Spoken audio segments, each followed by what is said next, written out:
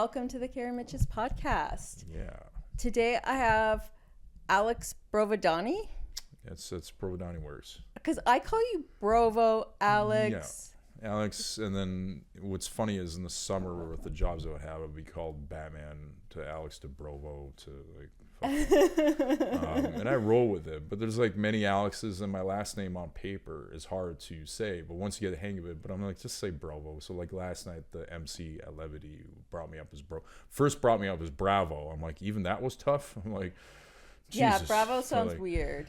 I get where it's coming from because I guess Johnny Bravo, but my nickname is a shortened version of my last name. So typically it's like Brovedani or Brovo. And then at one point it was Brovo Cop, but actually that sounds good. no, it was based off the Shermanator, and I'm just like, it just feels natural. I don't know. And What's then the like, Shermanator from? American Pie. The Why redhead. is this? He was calling himself the right. Shermanator. Yeah, And that then, guy. And then he lied about getting laid, and then the Shermanator, and then it was based off that. And then some guy in college, and then people just they thought it was like a forced nickname, and I just, Brovo was fine. Yeah. And then if you want to short my last, just call me Alex Brovo, so it's not just a one name kind of thing. And then, so I thought of changing my last name, so No, it's good. It's memorable. maybe maybe well, I'm happy to be here, Karen. You know what? I didn't get you a drink. No. Do you want something? Water or tea, but like whatever is short. Hold on a sec. I'll just Here I am on being recorded ordering a drink from a woman, everybody. So in case you had any doubt, that was a misogynist. Okay, sorry about that. No problem. What is new in your life, Alex? So I've just been working, and then I guess doing more comedy gigs, and then I'm overcoming blown eardrum, so I'm trying to pick up the pieces. Yeah. Did you have one of those crazy illnesses this winter? Like norovirus or Corona? No, pneumonia? I had to take a vaccine for the city job, and it was MMR, and I was like, I didn't even know I had to do that, and they gave me side effects. Yes, sometimes that happens, and then I got a flu, and then that blew my eardrum. Went from Shit. the flu. Yeah. Did you not have any vaccines before? I have. I believe it or not, I am COVID vaccinated. Over this, I am. So around some people are not. I make a joke out of it. I didn't know it was funny, and then it is like, yeah. And then I had side effects from those, and that was hard to talk about because like, the political climate of that. But then I had an MMR, and then my doctor's like, you don't have an MMR. I've had other polio and all that. So I'm like, okay. And then I was like, we're going to do this. And what's funny is when I got that, I just had my prostate checked 10 minutes before. We did was a double that whammy. Yeah, age-related male? Yeah, and this is my overactive bladder. Like when I first came here, I had to go pee. I hate this. Getting old sucks. Like I look younger. Like you look younger, but my body's like, no, you still got to pee, motherfucker. And then so I did that, and then it's like back problems and bladder problems, and like most people, it starts to kick in even if like you haven't lost your hair or gotten like a lot of wrinkles. No, and it's just, it happens in the kind of lifestyle. Like I was physical for a lot of my life, so I wasn't surprised with back or whatever or soreness, but like the overactive bladder, because I stopped drinking. I'm like, that's weird. I thought that shit would go away, but it didn't. So we're there for that, and then I was filling out the medical forms, and it was just stuff like touch your toes and like, all right, I'm fit enough. Like, all right, we got to do this shot. I'm like, what? And then I'm like, okay. And then I watched the news. I wasn't prepared for it. And then it hit like a ton of bricks. And then I got a flu and then a blown eardrum. And then I was an invalid for like 5 weeks. I still did stand up a little bit, but like I was walking around like I was drunk. I got asked how high I was half the time. I couldn't walk upstairs without difficulty. Because opening for Luis Gomez was was a arduous task, as fun as it was. But like, so I'm getting back to it, and went to work on set, and then been doing that, and then trying to get these skits underway. When you were working on set, were you in front of or behind the camera? Behind at this point. I might try to get an agent, but I got to be reasonable. Like I'm already doing one art form. Yeah. And then I'll probably get back into filmmaking, and then I talked with Patrick Coppolino from Levity, who worked on Bell 5 TV, would act in something. So something like that, but full blown, I would have to, I want a decent job first. So if I'm asked to work on set behind the scenes, I'll do it. Yeah, I feel like that's a great Yeah, I still got bruises from carrying a bunch of lights yesterday. So did that, and then just pick it up, and then it was fun. Like as soon as I got all my hearing back, I was like called to come back, and I'm like, okay, I can do this now. I can be a mule, and then so. What was the prostate exam like? So I had to do 2 because the doctor didn't liked the take first a diuretic one so much? first. No, you didn't take a diuretic the first one, so no. And I was full of pee. You have to hold in your water. So like they couldn't see anything because there was so much no, shit and then up we there? have to come back, and they're like, just relax. You're like, I'm like, shut the fuck up. I'm like, just do it. It's like, just breathe in and out. What's wrong with you? And they were like talking shit to me. Like they've seen me my act. They're like, all right, get this motherfucker back. And then it was just so I came out of there. You felt stumbling. like they were mad at you when they were. They weren't mad, but disappointed. Oh, we gotta do it again. And I'm like, and then, we spaced it out because this one sucked too. And then, it was painful. And then I went to get a vaccine, and I'm like, and then I was floored. And then like I was like 5 weeks gone. And then anybody could have beat me up. I don't even know why. As soon as I got over the flu, I was like, I can deal with life with half my hearing gone, but also my equilibrium was off, and I was walking around like I was drunk. I was elbowing people by accident this time. Usually it's on purpose. But like I went to a So Bar event, and they had food, and I literally elbowed someone to get a slider burger. And then it was just and I was the only one who looked drunk at a sober event, even though I wasn't. So but I'm picking up the pieces from that. So I wrote out some skits I want to do when I have time, and then blah blah blah, and then back on the Vyvanse so I can stay awake and stay alert. Is Vyvanse for ADHD? I don't know what it's for. I just stay awake, stay focused, and regulated speed. That's all it is. It might be. I have a touch of it. I probably have autism at this point. Everybody's fucking telling me every second I turn, you're not making enough eye contact. You're scary. You're all over the place. You fucking rubbed your chin. That's stimming. I found out what the word stimming meant. And these people like withholding this information from me. What do you do to your chin? If I have a beard or like even my mustache, I'll like, it's unnatural. So I'll go like this if there's dust in it, but people think I'm stimming. I'm like, I think I am. I don't know. It means stimulation, but fun. You're just. Yeah, going like this. Or I have stupid hair on my fucking little stomach over here, which is a little fat. And then I'll like go like this. I'm like, this is weird. And then I'm like, I'll keep doing that all the live long day.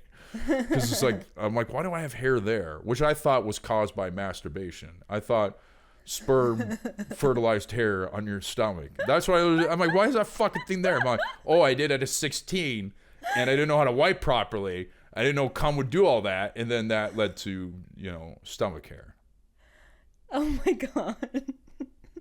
Who's walking through it? It was the 90s. No one's walking through shit. Yeah. And there was no fucking big Google searches.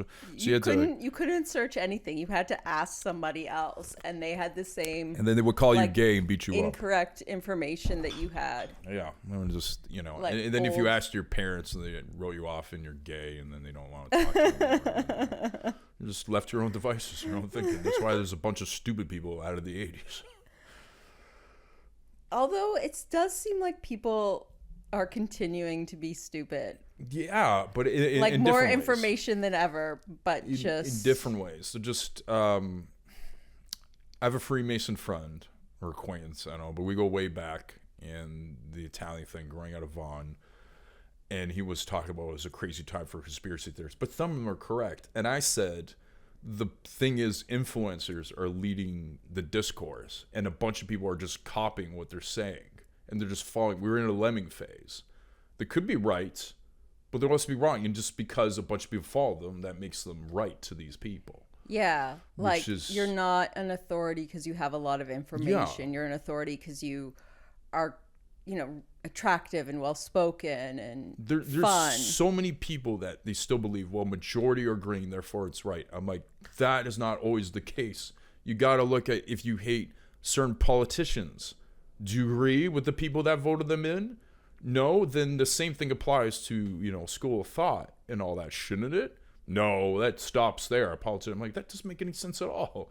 But, then I go, like I went down the rabbit hole during my eardrum being blown out and watched a lot more TV. Like I was forced to like stay at home. What the fuck you doing? Yeah. Trying to drive and all. I'm like, okay, but the problem with that is the lockdown. People are like, why are so many people insane? Because you locked them inside and told them to go on the internet for 24 hours. What did you think was going to happen? I don't think anyone said go online for 24 hours. No, they were encouraging to go online, work and Zoom. They weren't saying blatantly, do all that. Yeah. Do online dating or do online video dating. You know what? I actually think, like, so if you were going online to, like, meet up with another person, that's not the same as, like, doom scrolling, which I think was where people got indoctrinated.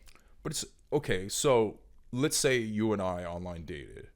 We went on an online date. We're not going to do it for... We're not going to do it...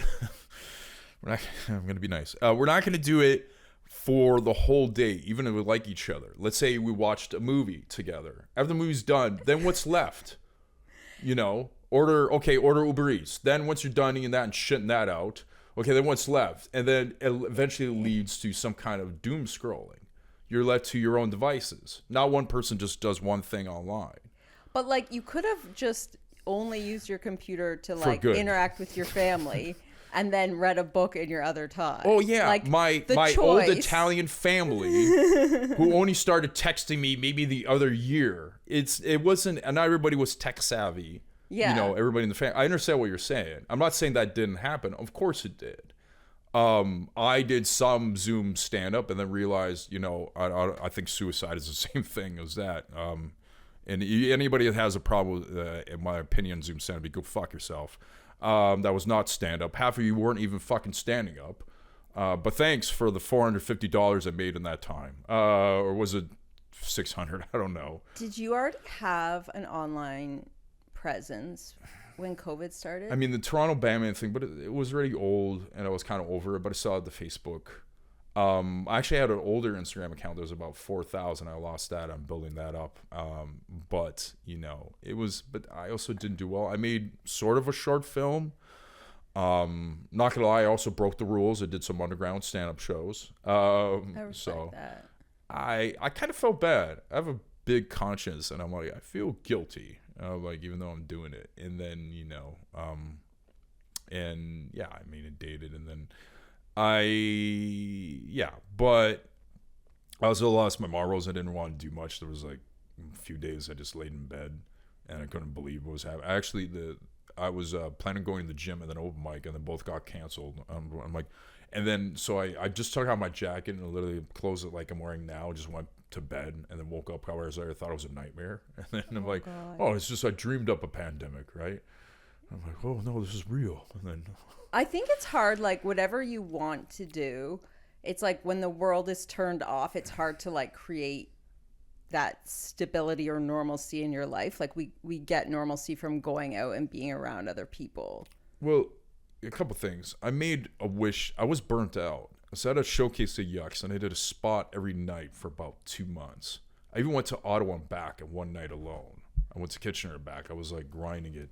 Like, pull this down a bit. I was grinding it harder than ever, but I remember I was so tired, and I was doing Uber Eats, and I said to a friend, I think the world needs a pause. I literally said that, I think a month or before, like in January, and I got it. Oh shit. And then you caused COVID. I did. And then the other thing was, there was still a part of the year wasn't closed yet, right? We're starting to make jokes about the coronavirus and COVID. It's like, yeah, just have a corona, stupid shit.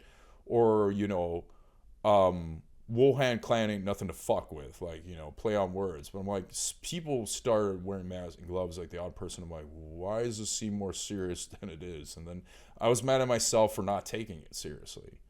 And then they closed Good Life, but not Home Fitness where I go to. I'm like, suckers, mine is open. I'm like, they're going to close yours tomorrow. I'm like, well, I'm still going to work out today.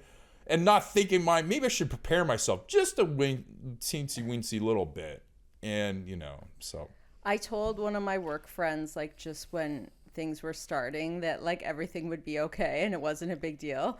And, like, she ended up losing her dad during the pandemic. And it was, like, really traumatic. Like, they couldn't interact with him at the hospital properly, or, like, all of them be with his body at the end. It was so many things that were not okay for her. Yeah, I lost a few friends to suicide and overdose, as I found. I don't even know what the full extent was, because You know, I didn't want to badger people online, but it hurt. And it hurt being left in the dark. And I wouldn't say it was a conspiracy. I don't know. But one of the first people I met when I used to do my busking Toronto Batman thing, and he was a big truth seeker or whatever, and talk about the government, like before G20. And then he committed suicide in the public way, like in the most dramatic fashion. And I was like, fuck. Like, and I don't mean this, Derek, I love you wherever you are. Um, yeah, when he was doing a conspiracy thing, I didn't fully agree. He was nice to me, and he actually helped the Occupy movement. So I kind of respected that, but I'm like, I don't think like that, and I won't, like, I don't understand what's the outcome. Like when people go, we're going to protest and fight the police. I'm like, okay, so when you get your ass kicked in about 5 seconds or less, let me know how that goes, right? And he was kind of like that, but nice about it. You know, he was always, he would spread his theories, but also try to pick up women at Young and Dundas. I'm like, this is like a Twilight Zone, and I'm dressed as Batman, and I'm the more normal one here. That's the thing. But I still liked Derek. We got along. And then when he got a wife and had some children, I'm like, wow, and that's a cool turnaround story. And so the first day, and I don't know if it's still accessible, he did a live feed talking about Bill Gates. It was hard not to laugh, but it cuts off because he was at, I don't know, it was here, the one in Dundas. He went to one of the gas stations and doused himself with gas, lit himself on fire, and then ran to a rabbi's and then got a butcher's knife and stabbed him in front of himself in front of a bunch of people. And I'm like, what the fuck? Was he on fire? Yeah. And you could see the live feed cuts out, but there's a street camera, one of the lights, and they catch the blaze. Jesus. So when I found that out, and like months later. And he at that time was married? Yeah. So. And he has children. I was against conspiracy theorists that were there. 9/11 for Truth. They had all these flyers. The first day I went out there, they took a picture and a CD next to me and said that. And I literally went up to him like, I don't believe in your shit. And I just tossed it at them. Right? And there was even a kid there. They were like, someone brought their kid. And I was like, what the fuck is this? Like, is this how you spend your Saturdays with your family? Like, let's go talk about 9/11 on the streets, everyone. Let's talk about the government. But then I saw when G20, when they made this place a gulag, I'm like, all right, you guys have some points. Like, you know, I'm like, this was pretty corrupt of the government to do that. And then so on and so forth. But, like, ultimately, is this how you're spending your time? And I just, like, so it was more like I was confused by that. And, like, so to see Derek have a family and kind of stability and not trying to pick up girls in Young Dundas, and then he would take change, like, mind if I get, like, a Gatorade or water? I'm like, and then we'd get Gatorade and smokes. And I'm like, okay. I'm like, this is weird, but you're not a bad person. But so when I saw him have a family, I'm like, oh, cool. It's so nice. And it's just like, wow, I'm not worried about you getting taken out by the CIA or the RCP or some shit. Yeah. You know? And like one of the incels in Toronto, Tamasog. And, you know, that was good. Is that? But like and actually he's the same guy that he kind of made a joke about Derek's death. Did a search. I'm like, oh my God. And I'm like, you know, I'm like, I wish we, like, I'm like, here's some money, buy all the smokes and drinks you want. Talk about picking up all the wood. Don't do this. That's horrific for not just, and also people, the bystanders and people involved. Like, you traumatize them probably for the rest of their lives as well as, you know, it's just, but obviously he wasn't there. And it was like, yeah, it was devastating. But that wasn't the only one. Actually, another busker fell out a window, his own window, and then I couldn't go to the funeral. And that just, you know, Robbie, I liked a lot. He was a nut in his own way, but a nice nut. And he dressed as a Joker a couple times and did a Charlie Chaplin Silver kind of thing. So it was hard not to think. And he did this fucking thing.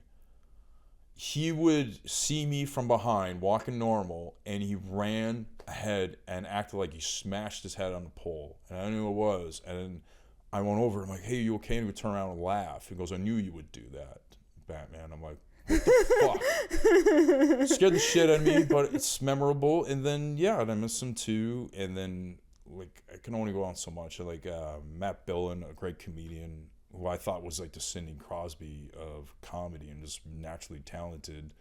And then manager at Yuck Yuck. So, like, it was just, it was getting fucked up. And my circle was getting smaller by the day. So, yeah, that sucked. And he really, not to take any buzz off what you're saying, but yeah, that was the most horrible part. Hey, these people died. Can't really find out. Can't really see them buried, but enjoy in your home. And I took up drinking and shit, and then just fuck is this? This is really this really sucks. So, yeah. And then I walked around like a zombie, not having any stand up to do. I was like, what is my life? Just delivering Uber Eats. And then when my first day of delivering during the pandemic, a homeless guy wanted to fight me. And then within like 2 weeks, 3 guys wanted to fight me because they wanted the food or whatever the hell. And then, just like you're on your way to deliver food and they're trying and then to I take stood it up from for you? someone's McDonald's and I had the bike lock because they give me the McDonald's. I'm like, no. And then one guy pushed and I was about to enter the bike lock, but the McDonald's got destroyed. So when I gave it to the customer, I'm like, hey, someone tried fighting me for this. Yeah, but the McDonald's is destroyed. I saved it for you. I saved it for you, motherfucker. And I got Did you get a tip? I don't know. I got a complaint, I think, on one of them.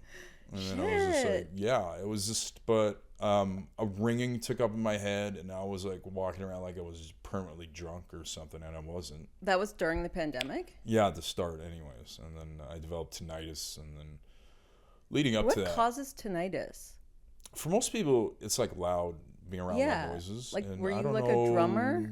No, Like I just drilling? happened. I've been around loud noises like the Rogers Center, being in the city, even yesterday, like while dropping. Oh yeah, because you sell beer. Yeah, but like there's the fireworks are loud, or the noise, like and then concerts or the Monster Jam. One asshole revved it. I was walking by. I'm like, you white trash. If I could climb up that wheel right now, I'd kick your ass. But shit like that, and it just went par for the course. I'm like, everything was falling apart. I was dating a girl I actually liked and cared about, but I wasn't attractive anymore because my mind was slipping. Not that it would have worked out, but at least a little bit longer than that. And then, so that ended at a fucking dramatic crescendo. Oh no. I made jokes about it. Do you want to tell us what happened? So it wasn't attractive more like, how can you keep a relationship going on a video? How many, I wasn't really into jerking off on FaceTime. I'm like, maybe I should have paid attention to demolition. I'm not that grandiose of sexual guy. Hardly any of my jokes are sexual. Yeah. They might be adjacent, and I have a couple sex jokes, but not many. I'm starting to incorporate them more to get people more involved because they fucking love sex. See, I don't feel compelled to put sex jokes in my act. You don't have to. When the odd newbie would ask me, and God bless him for asking me for advice, like, take off the sex jokes unless it's extremely unique because everyone's doing it or it's been done before. Not take away. I get why. That's what you're used to. You joked around with your friends, have time and sex. But like, when you get to now you're doing jokes and it's a repeat of some of the same material, you have to be unique. It sucks. If this was the first year of stand-up, yeah, do all the sex jokes. No one else is doing it. I feel like it's just like whatever I'm compelled to talk about. Like if it comes to me, I'll talk about it. But that kind of stuff doesn't. And I think with other people, like I see people who do a lot of sex stuff and I like it because for some reason it just feels right coming off of them. It does. It depends on your demeanor and what you're talking about. I'm not saying don't do sex, so I'm not policing them either. And I'm only giving that advice if they ask. Yeah. Like I'm not going to be like, I try my best not to give unsolicited advice. We've hung out. I think we gave each other one piece of advice because we were talking, but like, it's not a regular thing. Yeah. If I was doing it all the time, if someone gives you one piece of solicited advice once, like don't fucking shoot them. No. I don't mind because you've been around like a long time. Yeah. So I like hearing from you. Yeah. But so back to the girl thing. So we tried that, and then we tried being friends. We tried hanging out in a park. She'd see me. One time I couldn't find her, so I just yelled fuck. And then she found me, and she heard me yell fuck, and of course I sound insane. So now every time I go to fucking, what's that park at Broadview and Danforth, I just get triggered to not be insane again. And then I forgot what it's called, and it was just like, I just shiver. I'm like, how did I fucking lose my marbles? Is it near the station? Yeah. So you know what I'm talking about. And then so that was strike whatever. And then well, I did one of the park shows, the Notorious Park Show by Ben Backus, Christy Pitts. And then I basically had a mental breakdown in front of her. It actually Jenny. Did you break down at the show? No one can hear me. We're outside, but no, the girl, yeah, because I lost everything. I was like losing everything by the second. So I was like speaking in tongues at that point and just fucking going off. And so that scared the shit out of her. And then we sort of reconnected because she saw me headline the park show in Kill. I was a de facto headliner because the cops shut it down before the actual Max Sheldrick. Sorry.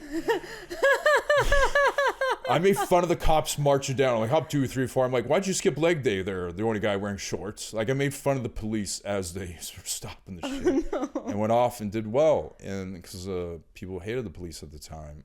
So, we reconnected. And then I, scared her again. Just my own I just couldn't talk regular. And then, talk to me more, that's fine. So I knew MMA gyms were opening up. Apparently we're locked up, but if you wrestle on top of a guy, it's fine. So a mutual friend, and nothing wrong with comedian, but I'll say Yaz Baez and her husband, and they're like, yeah, you should go to our MMA gym, retrain. And I'm like, oh, okay. But my mind, I'm like, I gotta go with this depression. Like, yeah, my mind was so dark and black. That's all I was thinking about. The girl I dated did MMA and Brazilian Jiu-Jitsu, but I didn't know where. And because my mind was so fucking polluted on one track, I just got to get better. I didn't think. So I did 3 days or 4 days of a trial. I think I injured a guy because I was going high intense. And I said this. He goes, I think you hurt me. I'm like, how old are you? He's like, 24. I'm like, I'm 39 in a month. Get up. And I was full tilt and giving 150%. I wasn't on my phone, but at the same time, why the fuck am I killing these motherfuckers? So I went to the 5th class, and I was feeling pretty confident. And I heard a familiar voice, and it was that girl. I'm like, huh? And then I'm like, why didn't I think and look up what school she went to? I tried facing the wall, starting the class as if that would hide me away. Like a stone. And then, we just basically upside. We had to split into partners. I had 2, and it went full tilt on them. And I did all the break falls, and I'm just like, yeah. And so the MMA school calls me, and I'm in a Zoom acting class, and that was weird as well. And then they're like, hey, you want to talk about that? And then we talked about potentially being a full-time student there. That at the end of the phone conversation, so apparently you had a relationship with one of our students. And I'm like, I didn't know she was there. Like, don't worry, it's fine. It's just she was caught off guard too. And then 10 minutes, like, you know what? She actually has a problem with it. And then you can't. So they fucking did a 180 within 10 minutes. And in that 10 minutes, I didn't do anything. I was actually going to go join a class. And then so that fucked me up. And then I made jokes about that. I'm like, I got kicked out of MMA school for making a girl feel uncomfortable. But I didn't use my fist. I used my mind. Like a true sensei. I try and make jokes about it. And then my friendship with Yaz and Connor, we didn't really talk, and I get it, but once I put Yaz on my birthday show, which was a roast, and we never really fully discussed about it until after. She goes, what do you think I would roast you about? I'm like, I think you have a good idea. And she just roasted me for being me. She didn't bring that up at all. I was very surprised. And then we talked about it. We made peace. And then I said that I wish we would just all communicated better. And then, I love Yaz. And I think she'd be like the female version of me, where it looks scary and talk about whooping ass and, all that stuff. I mean, she do whatever she wants, but, we share Wednesdays and we'll talk about that. And so, yeah, we haven't had an issue since. And also, during that, when they weren't talking to me, I was afraid that a power couple would rip my head off and roll it down the street, and nothing I could do about it. We could talk about the bravado I have, and I might be twice their size, but if they wanted to whip the shit out of me, then nothing I could do. I've trained out of them directly after, nothing I could do. And me and Yaz have sparred each other, as weird as it, we both punched each other. There's a point where Yaz is like, this guy's 100 pounds bigger, is winding up. But there's a point where if she went full tilt, she could whip my ass any given day of the week. And her husband too. And there'd be nothing I could do about it. So I had that fear in my head. I walked around that time. That was like when you were in your paranoia, like you were thinking about that? It was 2021, and we're all vaccinated or not. So they're doing the paper check, the vaccination papers. So we were starting open. They were both working that. And the first conversation I had with Connor was, he goes, I used to watch you in elementary school doing Toronto Batman. And he started throwing combos in the air for no reason. And I just got scared shitless and just ran off. And I'm like, have a good night. And then I took off like I was hoping that I have a grappling gun like Batman and fucking soar out of there. Yeah. That wasn't the case. He was just pumped up. But I remember relating to him and he laughed. He goes, that's what you got out of it? I'm like, yes. I'm like, I'm not stupid. I'm like, even though I'm bigger, I know you can whip my ass. Okay, you know how you're dating the MMA girl? Do you have a thing for wrestling girls? Yes and no. So I had a thing. One I dated, actually the next one I would date later in 2020 to the beginning. Her name also started with D and she was a powerlifter. I had a thing for these athletic women that started with the letter D. And then, that didn't work. But, I'm like, a boy can dream. So I have you cannot be an athletic woman and your name start with a D anymore. And then that's it. So you want but it's not just athletic. It's like MMA, wrestling, like tough.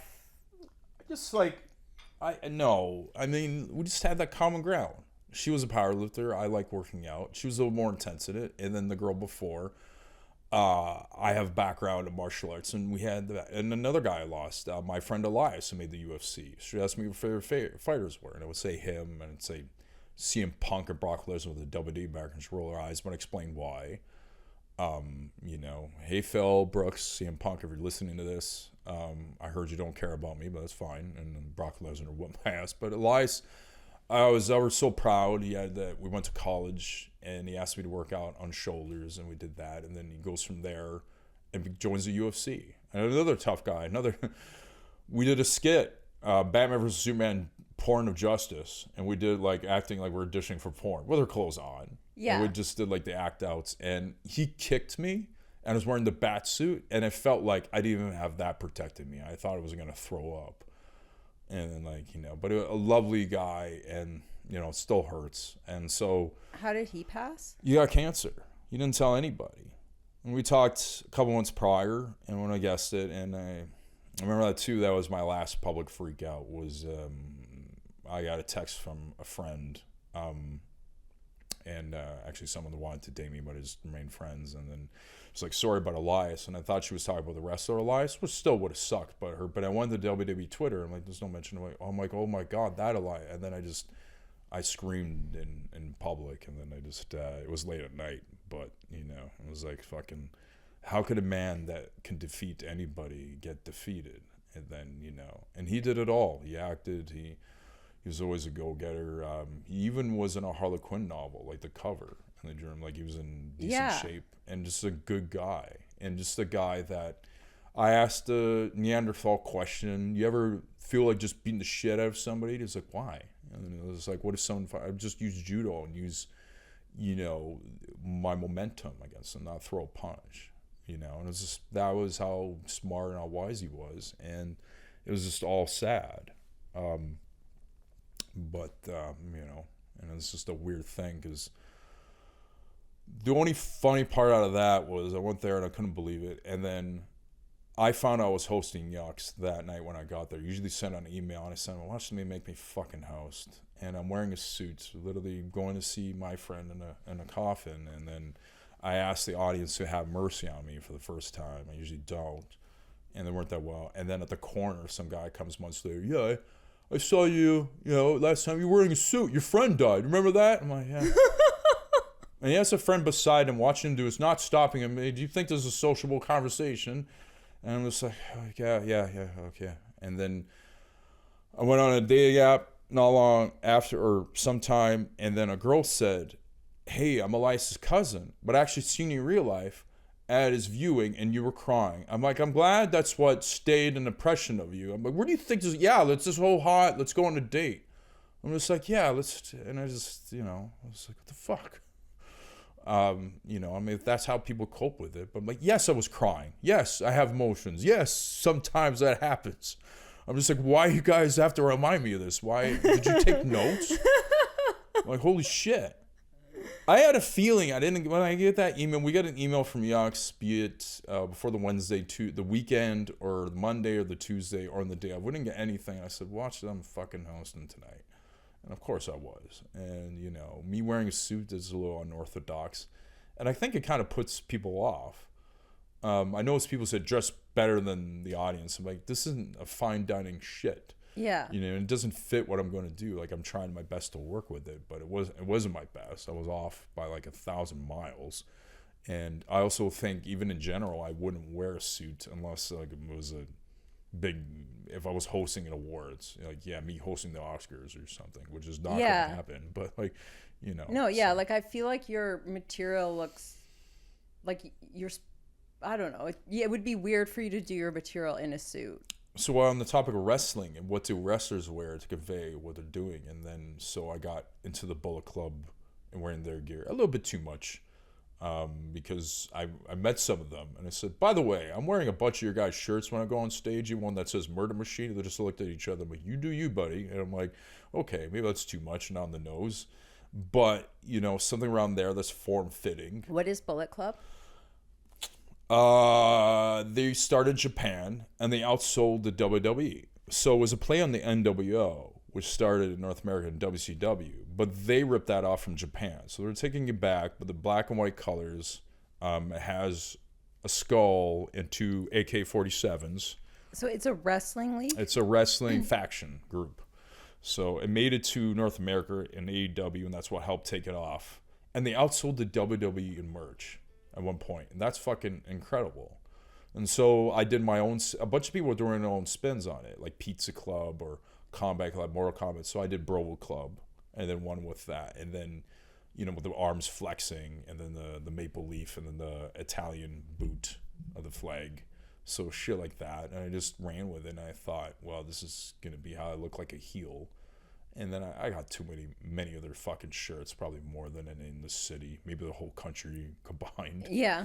But you know, it's been fun. And like, I also took it when I opened for Dolph Ziggler, my biggest show opening for the WWE Superstar. One of the founders of the Bullet Club was there, and so I pull out my tank top and have him sign. He kind of rolled his eyes, but you know, Finn Balor, you know, a cool dude, thank you. And then I started from there, and then. One of the members, when he was a member, El Phantasmo, I was wearing his specific tank top, and I played his Bullet Club theme on my portable speaker, and I lip synced to a full blast. He's known for sharing anything that fans do, and he wrote to me, he goes, dude, I cannot share that. Girls follow me. This is scary. Oh, no. And I took it as that. And so when I met him at an indie show, he's so tired. He flew in all the way from Japan. So he's zonked, and he's about to do a match. And just hear him say, Instagram. I'm like, yeah. And then, you know, we talked. We did a video calling out Alex Fortin because he looks like him. Alex Fortin, the comedian? Yeah, Alex Fortin, the comedian. And then, you know, we played it up. And then another funny thing. So I bought a personal El Phantasmo non-Bullet Club shirt. You know, and then that's the photo. I'm sitting down that I got shared in the Keys tweet that I got like 1 million interactions, and then I'm doing that, and you know, calling us incels and shit. A couple people, oh, that's Toronto Batman, that's cool. And then he's an asshole. Look at him. I'm like, I'm wearing the shirt of someone who's trying to beat cancer right now. At least catch me doing something awful. It's true, you know. And then we're all like, Alex Fortin and I did a video like imitating him back to him and shit like that, and you know, so it was a cool little thing. But like ultimately, I should kind of find my own thing. So this is actually my friend's shirt. And then do you have your own merch? Kind of, and I hope I'm gonna get on to trying to sell it as I try to grow my brand as me separate from. I had Toronto Batman merch, still do, with Bat Punk, a play on CM Punk, and then Warner Bros. Canada bought a bunch like during the filming of Suicide Squad, and then so yeah, but I hope to make, you know, in my own taglines or some shit, and so yeah, it's been a trip. It's been a fucking trip. I'll tell you that much. That Keys thing was so. I woke up and I said, "There's something off." So just to clarify, the Keys thing was a tweet by a Twitter account or X, and saying, "This is apparently an anti-woke club," and then he put up the reviews. Oh, okay. And then one of it was my photo, and then you know, it could work. And I love Keys. He had an issue with me sometimes in my material and blamed me for some of his 1-star, but then we cleared it up and it's fine. Because you do a lot of like, sometimes you sort of heckle the audience, right? Like I attack them before they attack me. But it's meant to be funny. Yeah, but so like the heel persona. Sometimes you make an error and the audience can get upset, but it's not meant to upset people. But it's also like some audience like it and some audience don't. And then the audience that don't think they're going to take it over. The thing with Keys, it's so fucking close. Yeah. That it looks like you're face to face with them directly. And that's not excuses, it's just facts. Yeah. Like you're used to doing it on where there's more separation. Yeah. So I would experiment there. Like and then am I going to cut that and not use that? And then, yeah, sometimes I make mistakes and sometimes it's too insulting. But then, like, I get blamed for, like, everything under the sun. Like, one time, so you got this one, and it was a picture, not even me. But we clear the air, and also it's a space, so, like, I want to meet someone halfway, and I would apologize, but also stand my ground. I'm like, you can't blame me for all the 1-stars. I'm so sorry. But it was also weird that guy called us an anti-woke club. Like, we never had that conversation. I have my photo on the wall there. Like, I'm not anti-woke. We never, when the hangout in the corridor, and we were talking about, we're going to be so anti-woke, and we're going to do that. Never. I wouldn't even say we have very many edgelords. No, but it's just like you're just doing comedy without this grand intention of being anti-woke. Like, I would describe myself as dark. I could curb my swearing. I've done it. It would take a lot out of me sometimes, but like, I'd never had the problem is there are a few comedians that want to do that, and so they group us all together. So I wrote in comedy plates on Facebook when they brought that tweet up, and I said, well, I'm anti-woke. And they literally only read the anti-woke. I'm like, no, I put 2 antis in there, and I've attacked both sides. I've attacked everybody. I've made fun of everybody in the fucking that, as far as I could see. Yeah. And I'm just I'd say like the style of comedy at Keys in general would just be like standard comedy. Like uncensored, it's not. Yeah.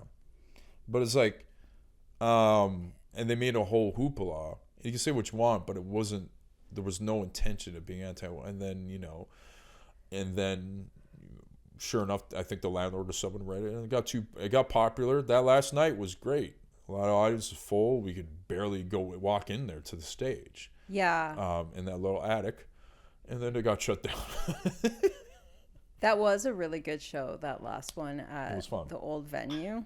It was fun, and then Jacob Balshin doing his vlogging thing, and then everybody was, for the most part, in a good mood. There was only one guy with a bad vibe. Have you seen where Jacob reviews subway stations? Yeah. It's making me think of what I really want to work on and do, and like get inspired by it. So yeah, one of his videos, he comes up and sees me doing rickshaw, and I'm wearing a cowboy hat and shit. So would have been nice if he tagged me, but that's fine. No, but like all out of love, and I've always got along, and happy belated birthday. I think it was last week, and then great stuff, and he shot and fired, and so that was great. And then him being there and then doing his vlog was fucking it was something. But yeah, Keys was the talk. So I lived on that street on Sterling, but it was a talk of I was at the bar across the street and only drinking Diet Coke. Camito does a drink. That's weird. Someone said, it's like, do you perform at the comedy club? I'm like, maybe. Why? He goes, I heard they do massages jokes. Do you know that? I'm like, no. We don't make fun of women at all. And then, I could tell that any jokes about women will be misogynist in their eyes without nuance or whatever. And people do those jokes, but like, not every joke on a woman is a misogynist one.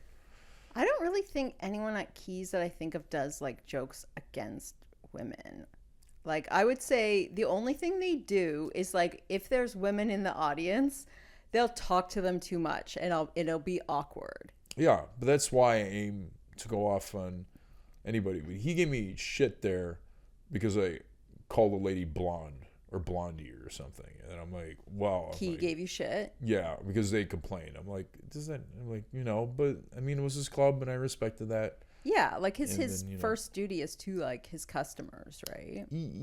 But like the way I see comedy is it's got to be a little give and take. You can't give the audience all the reins. They can say shit about anything. Yeah. You know, it's the same with at the Rogers Center. These guys are drinking. But if it's like you're doing a joke and they complain, that's different than if like you're saying stuff to the audience. That's still a joke. It was off stage, that'd be another thing. But it was just like, and there was a couple instances where that's correct. No names mentioned, but Jamie Villeneuve, like he made it very uncomfortable because he wanted to protest and he demanded some audience member get removed and stuff. Someone was protesting? Yeah, tried to, and then made everybody uncomfortable, and then she wasn't fully in the right. He wanted a piece of his chicken sandwich. It was weird, and she actually is weird, but I'm like, that was not handled well either. It was just like, just ignore it. What the fuck are you? Did that happen on stage? Off and then on. So I was I have there video that of him night, screaming at her. But I was like leaving the place, and I remember walking by the kitchen, and she was like trying to steal his Popeye's chicken in the kitchen. Yeah. And then I didn't know she took it onto the stage. No, she didn't. He did. Oh, he brought it up. They started screaming. I said, just to let you know. You can't just go to a comedy show. I'm not saying she's weird. And then try to steal people's She was heckling. Chicken. So she'd done a couple of open mics. I forgot her name. And that doesn't matter. Please don't say her name. But okay. And she was heckling another comic. We're just talking. And I'm just like, shut up. I'm just like, and I'm like, I know I'm 100 pounds bigger, but I'm like, she's disrupting the shit for no reason. So I told her to shut up. I'm like, what's wrong with you? I'm just like, it's not even funny. Or not like you said one thing, but it was like continuous. So don't get me wrong, there was no love lost there. But like Jamie's shouting on the top of his lungs, and it's caught on. I have my phone, and you could hear it in the audio. I'm just like, holy shit, that's not, Yeah. And then he had a protest, and it was just awkward. That was not couple. But if I am riffing and going with the audience, and there's a point to it, or at least I'm trying to make a point. But like, I don't think he was trying to do comedy. No. I think he was just that's like not handling a bad situation well. That's the instance I agree with you. But if I'm doing crowd work or spritzing or riffing, whatever the terms, and it's not one size fits all, then it's fine. And there's a joke behind it. Yeah. Like I remember seeing Jason Rouse in concert, and he does a lot of crowd work. Yeah. And it can be like antagonistic, but he has a way of like finding the people in the audience who like want that. And then he's both. There's like at least when I saw him, like he was doing a really good job of like being, I don't know, just being. He's one really of my top fun. 10 faves I ever got to see, and even though you blocked me on Facebook, but like, you would make me laugh, and like I would record him secretly in the back, and I wouldn't post it, and then cry laughing watching it later, still to this day. And one time he called me on it, but I'm just like, I'm not posting, just keeping myself, man. You're just one of my faves, and then but I love his stuff, and it inspired me, him, Aaron Berg, but my own spin on it, how to be antagonistic and how to do that. So it was like less sexual, more macho, more what the fuck is this guy talking about, this lumbering idiot? Yeah. And then kind of deal. And then this way I look at it like a hyper version of me, and like in wrestling when they do those promos, especially the ones that go by the real names. Now they're being real, but it's a hyper version of them, but it's not 100% them. And I think like a lot of the time you have like, when you're on stage, it's like a really fun vibe where it's like there is like this antagonism. It's almost like you're mad at the audience for like picking on you, and you sort of like start calling them out, and then like the audience is like, it's, I don't know how to explain it. It's funny, but I also make fun of myself. It's just there's got to give and take, and that's a part of it. But also it's like to 100% give it to the audience, allow them to dictate. No, I don't agree with that, and so that's why I don't always agree with these complaints. And like some of them might be, I guess if they bomb, but if they harass you off stage, absolutely. But like, other than that, I don't believe in comedy complaints really, especially about jokes. that being said, there's certain stuff I won't do because I'm like, well, what's the payoff? You know, so the incels or they get banned from everywhere, whatever you want to call them. Some of them are adamant about saying the N-word on stage. And I've been in a group chat, oh, they won't let us say the N-word. I'm like, are you serious? And you're deflated about that? Just don't. Let's not ruin the Tokyo hot chicken tonight. Let's not ruin it. You know, give and take. There's so much other jokes you can do. No one's saying you have to be G or material or Bo Cruz material. You don't. But why? And I was like about to have heart, and they didn't. But like, you know, they paid me $50 to do the show, and someone's like, just don't do it. And I was like, well, don't do the show. Yeah. And I did it, and then they don't. I just. Why didn't they want you to do the show? They think that, like, you know, you get bad vibes or bad rep or whatever. And I'm just like, well, they're giving me $50 and you're not. But, like, you know. But then the guy that did waved it over my head and he was getting fucking annoying. I think you know what I'm talking about. The guy with glasses and the blonde hair. He was the one guy at the Keys of last night I did my best to ignore and stuff. And, like, you know, I hope the best for him, but, like, holy fuck, that guy is far gone. You know, what was he doing? At Keys, he was just trying to make small talk. I'm like, my DMs were full of him ranting on video and on stage. That there was one comment back on my Instagram where I begged him, can you stop DMing me for at least one day? You know, I know I got to do the show with you, so I kind of got to keep it there, but God almighty. But what was he trying to talk to you about? How comedy should be like. His disdain for minorities and women, like he actually does it, and it's on his Instagram. He actually had to make a new one because they deleted it or something. He has a real commitment to, like, yeah, it's not an only one. We saw on Facebook on Toronto Comedy, I don't know if you were privy to that, or certain someone asking to be unbanned because he said the N-word on stage. Or we talked about this that individual, why I got temporarily banned from, can I say that place on Bloor? Yeah. Teddy Beer, and they mistaked me. Because they thought you were a guy. Because he went on stage at my mic. Yeah. And I thought he was a normal guy because I recognized his name. I was like, oh yeah, he's friends with guys I'm friends with. And he went up and he was like, he didn't say the N-word, but he was threatening to say it. And there were 3 black audience members who were not open micers. They were there to watch comedy. They were paying customers, and they got up and walked out, and like, and the owner thought it was you. There was a piece of me that was like steaming mad, and like I messaged you, come on, like, and like I wish that was clear, but like that's not who I am and what I'm. Yeah, because I've never thought of you as like you're not up there complaining about minorities. No, but like also or any, like, it's more you're just mad at people and being a bit of a villain.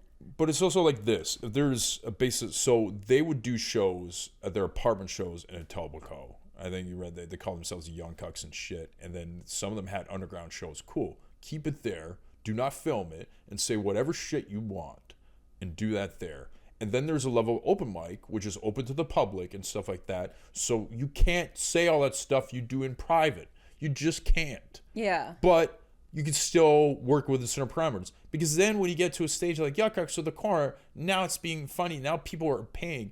You can't fully do that stuff at open mics either. And then you like, if you want to go that far, but some of them want to say, well, fuck them. They should change. Like that guy in particular. Yeah. I'm like, no. They said they don't want your act, and that's it. And I feel like people don't get it. Like, an establishment isn't there to service you. Like, they're there to make money. Like, my open mic got canceled ultimately because, like, that business needs to make money. Like, they have exorbitant rent to pay. And my show didn't bring in any money. So it was almost like a favor for the months that it was going on that we were able to do that. Other places, like, there's still open mics, but it's because they have a slow night that they're like, at least if we get people in, people will buy drinks. So if you're doing open mics, like, buy a fucking beer, you know? Buy a drink. But like, then there lies the problem of recurring alcoholism. And then you're like, or eating fast food and like shitty food. I'm sorry, it's not like the healthiest sometimes. Yeah.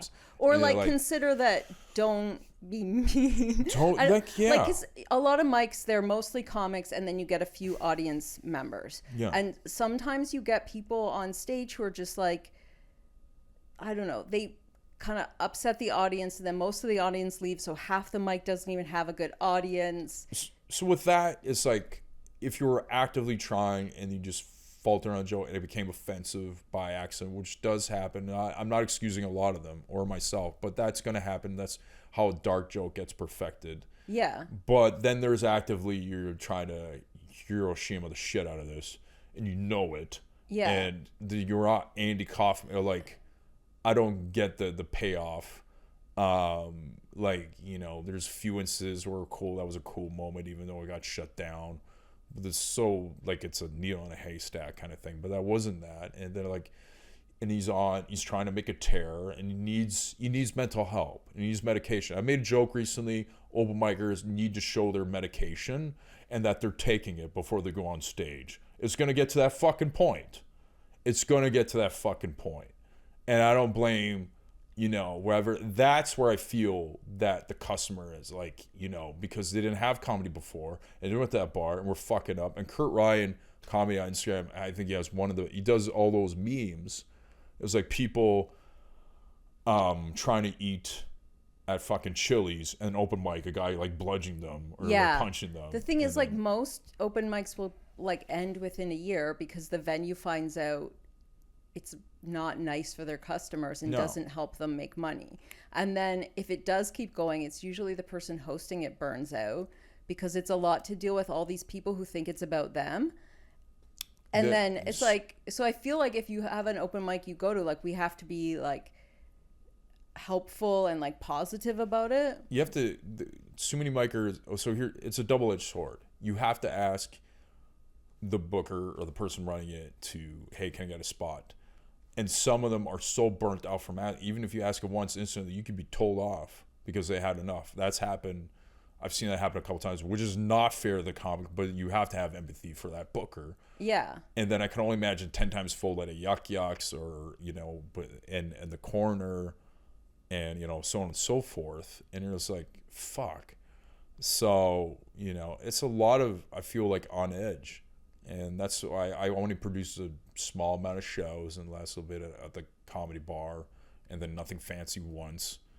And then even then you get, like, you know, but I'm at a spot right now where I'm not producing regularly, and I'm just going to do one-off shows, and only so I can headline. That's one way to do it. And then you can get audience members that aren't fatigued. Like back when I first started, like Spirits, and they ran it well. And, you know, they usually had an audience, and they had Just for Laughs showcases. They had Robin Williams, rest in peace, and Louis Black drop in and do shit like that. Those were anomalies, though. And, you know, it's hard to, find a good mic. Like, Teddy Beer was fun. I had fun. We had a really good time while it lasted. I enjoyed the heck of it for what it served. But then on the other hand, you're like, when you wait around, you're like, oh, back to the open mic grind of waiting for hours. But like, I already have that in my brain and train it. Do not get impatient. Do not like keep your, you know, be zen and all that shit. Even though I'm about to go up and go off at a bunch of fucking people. And then, you know, but I'm pretty calm about it. So I don't give off a vibe that wants to be antagonistic off stage. Yeah. And then, you know, and I think, and I find like a lot of like the comedians who are usually good at doing edgier humor are usually people who are very nice off stage. They have to be. Well, you have to offset it somehow. And like fucking, it's hard to book you as is. Edgy comics are just hard to book for various reasons, even if they're nice off stage. It's great, they're nice off stage because they're workable. But be like, who the fuck wants to work with you and you act like that? And Ray Mayu were going to Hamilton. He said about me and other people, you have to put them on later or last because it won't flow with a lot of the show, for better or for worse. Or the act has to show that they can change around. But like, I love jokers, but when they asked me to MC Caroline Ray, first thought, I'm like, this is a bad fucking idea. And I think we all know this, and I don't know why I'm being asked. And I took it because of the money, but I knew, I was like, I'm going to bomb. It is not going to go well. And my problem, I got negative. I fucked up her name a couple times, but I knew this is a mismatch. Yeah. If you asked me to MC Mark Norman, open Mark Norman, yeah, that would make sense. Or Brody Stevens, rest in peace. Like, it kind of made sense. Or like a Jason Rouse. Yeah. But like Caroline Ray, the first show, for whatever reason, also the Leafs lost Game 7, so everyone was in a fucking awful mood. But it was a mismatch, and I got told by some people that, like, you know, change this and that. But I saw Kathy Boyd's name on the next day too. If they asked her, Kathy Boyd, to MC and you do a spot, I would have said 100%. That makes sense. I did not have this huge ego. No, fuck that. Which I heard some comics will. I would have like, that makes sense. Yeah. Not just because she's a woman, but it fits in her demeanor. And it didn't happen.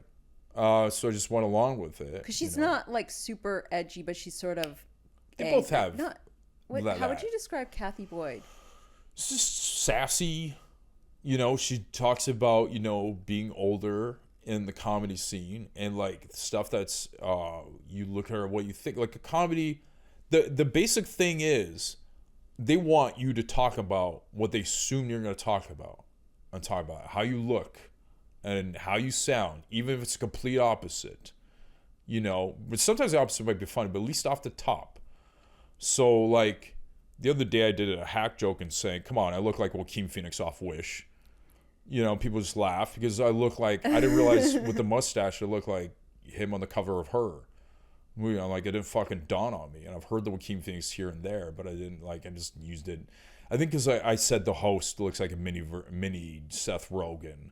And then I went there to make fun of myself.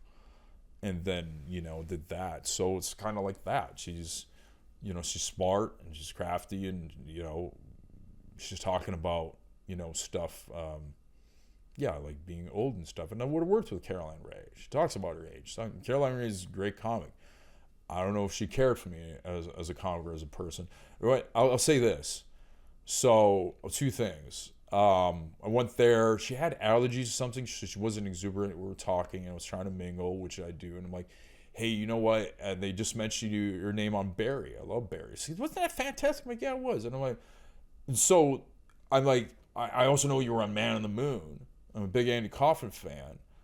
And my brain, for some odd reason, said, did you ever meet Andy? And she just went down. She goes, I'm not that fucking old. And like walked out. And I'm like, actually, you know, but I'm like, oh God. I'm like, why did I say that? So go up and do my thing. And I come back. All right. You need to start swearing less. You stop making jokes about women. And do not compare yourself to Ted Bundy. And I was about to say, well, I have no material. I think I'm going to fuck off for the rest of the week. And I'm like, oh, okay.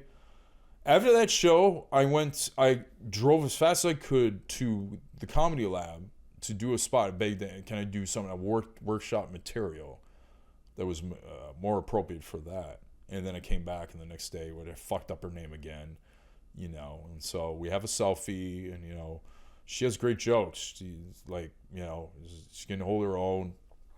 It is weird. It's just like a vibe mismatch between like what you do and what she does. Yeah, and then Leafs losing. Game 7. I've been at Jokers when the Leafs and the Jays lost their last playoff game. I'm like, why do you put me up such great failure? What the fuck is happening? I once did a show at Salto like while a game was on.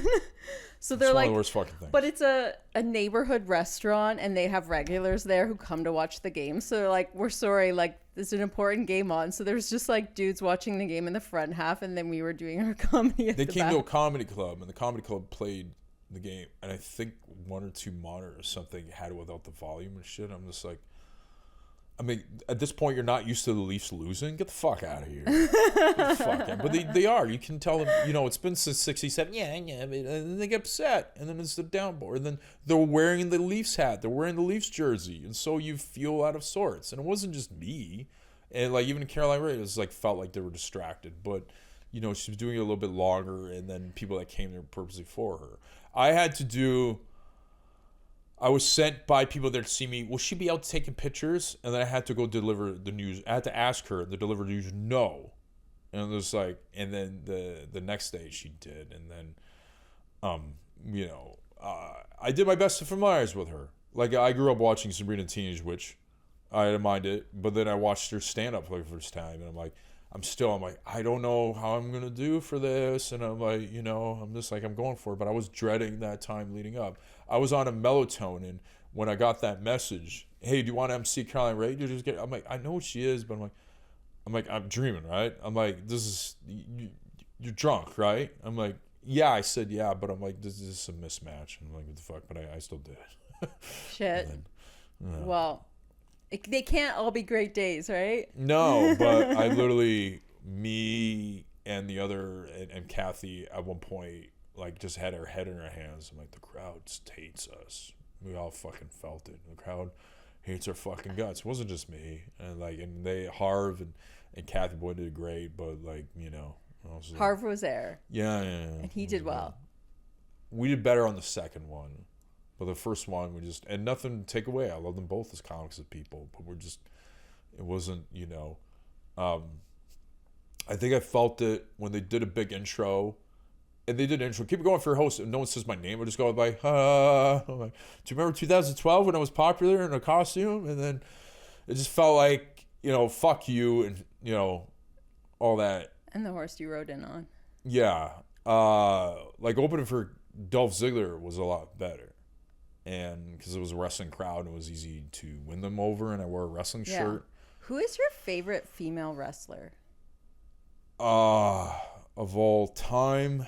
That's a tough one. So, like Trish Stratus being from Toronto, I liked a lot. China, and I performed in front of China, and I roasted her. Did she like it? She gave me a hug. She was all fucked up. So this is in the 2009 or 8 in LA at the Rainbow Room. I did a set, and you have to pay your $2. And I came back, what the fuck is that? China? And she goes, yeah, he hangs out with this guy who's equally drunk named Sean. And I knew that was Sean Waltman, X-Pac 123 kid. And, props to you. And I'm like, oh, fuck. Oh, here's another $2, and I'll perform again. I was supposed to. I'm like, you punch Bret Hart in the face. Story not. Fuck you. Punch this fucking thing in the face. Fuck. And I just went off on a rant like I was a wrestler and just fixated on her. And she almost fell off her chair laughing. She was having a great time. She goes, yeah, it's all true. And she came up, and I thought she was going to clobber the shit. I mean, she just gave me a hug. She goes, I needed that. And it was for my ear. And it was the nicest thing. And then, unfortunately, she's no longer with us. And, another sad tale. But it was like, I guess that's what got me to Athletic Women.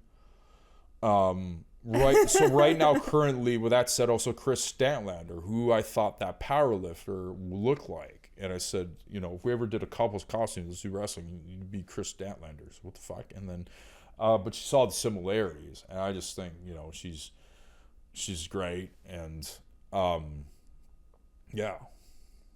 Those three. Awesome. Is there anything you want to plug before we sign off? Yes, my Instagram and TikTok, Mr. Alex Brovo, Mr. Alex Brovo on Insta, and then Alex Brovo on TikTok, and then Alex Brovo on YouTube, which I should be doing stuff again. So, and every second Wednesday at Yucks until they fire me or hire me, they're just keeping me in limbo. Every year, I check my email every fucking weekend and was like, look, our Make-A-Wish contract is done. Your services are no longer needed. We had a mishap of thoughts. And, but I thank Mark Breslin for giving me a shot anyways. Who's my Vince McMahon. And I soaked in every advice he gave, including getting a haircut. He did not like the front part of my hair before. And if you know any wrestling girls who are looking for a date... I'm okay. MMA fighters. I think Jiu-jitsu. I get it. Your name can't start with the. I don't even think you do that anymore. This is like, what is sex gonna be? I got her in the fucking guard, bro. And just half the time was just telling each other, I could kick your ass, right? And she said, no, I could kick your fucking ass. And then so I wonder why that didn't work. And then but all power to the. I'm good with that. You don't need that shit. Thanks for being on my show, Alex. Thank you, Karen. Miss Mitches.